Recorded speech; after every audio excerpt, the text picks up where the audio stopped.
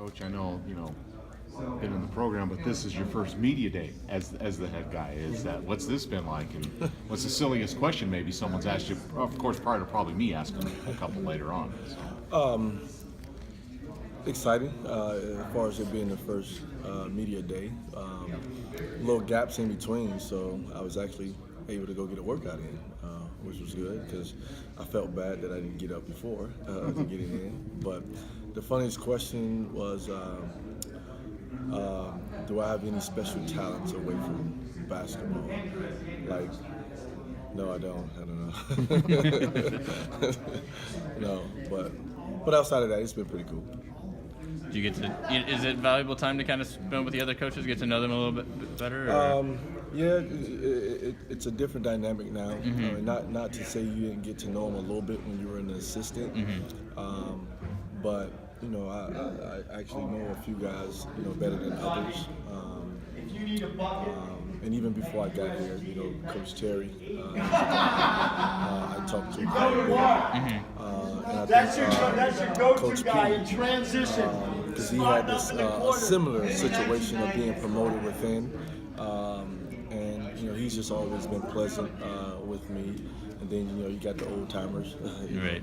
Just seeing Fish around, but.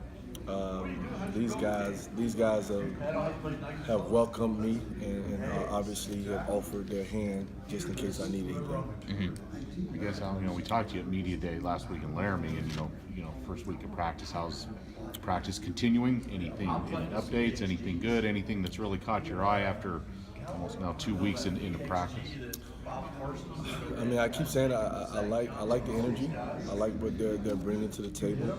At the same time, excuse me, we had a rough one the other day.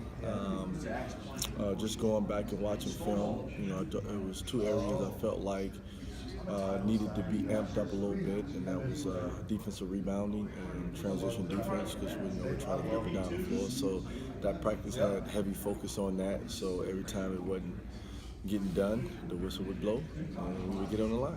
So I'm sure, but and I say this with all due respect to the guys, no complaining. Every time it happened, they understood and got on the line, and we got better. And my thing to them was, at the end of the day, we may not practice, but we're gonna be in shape. So that's been my thing with them. I know we talked a little bit about Jason maybe being a little bit of a quieter guy, but just with these two guys here today with you, how would you describe each of their personalities, or what kind of guys they are? Actually, somewhat similar. Quiet guys, funny once you get to know them. Would love for both of them to be a little bit more vocal. I think both of them do a great job of setting the example of working, but at the same time, what I've been hitting the team on is them being able to hold themselves accountable with what we're trying to do going forward, and not always waiting on a coach to say something. And I've tried to get it to the point where even when one of the guys do, I back it up, because I want to hear more of it rather than less. Can you tell? I mean, even talking to both of them, they both said that's kind of out of their comfort zone a little bit, but said that's not necessarily a bad thing. Can you tell it's a little uncomfortable for them, or is that evolving now after a couple of weeks? Well, what I've told the team, uncomfortable becomes comfortable after a while. And I always revert back to myself, because I'm pretty quiet away from the floor until you get to know me, and I loosen up a little bit. But my thing is, when we get on the floor, it's just a different personality, and I think for us to continue down that road, they have to kind of get out of that comfort zone and be able to speak up, because I think they're respected within the group because of how they carry themselves, and the team needs for them to say things.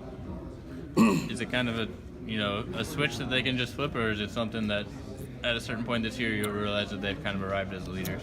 I don't know if it's a switch, but again, I think it's a process. And with this one, you would hope that the process happens a little quicker than later.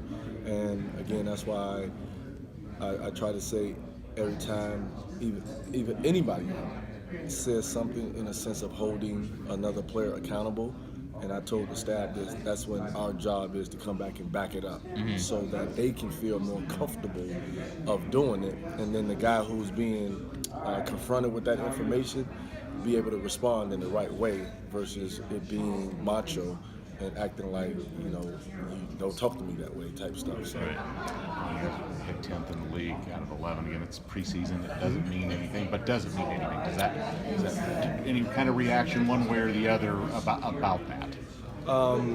It doesn't to us, and I felt like I've prepared our guys for that. Given the scenario of losing Josh Adams and what the media or the public or whoever voted feels about our group, and I've said this to them on numerous occasions, I just feel differently. Not to say that I feel like we're the best or feel the worst, but I feel like we'll be better than what's expected of us.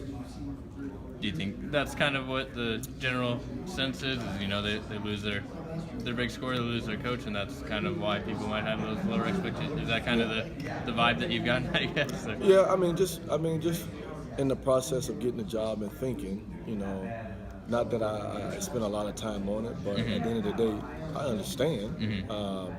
But, you know, like I tell our guys all the time, that doesn't mean I agree. You know, at the end of the time, I understand why. But, you know, predictions are what they are. They're not facts. They are predictions. So, you know, at the end of the day, you know, we all have to lace them up, get on the floor, and compete. And that's what we plan on doing.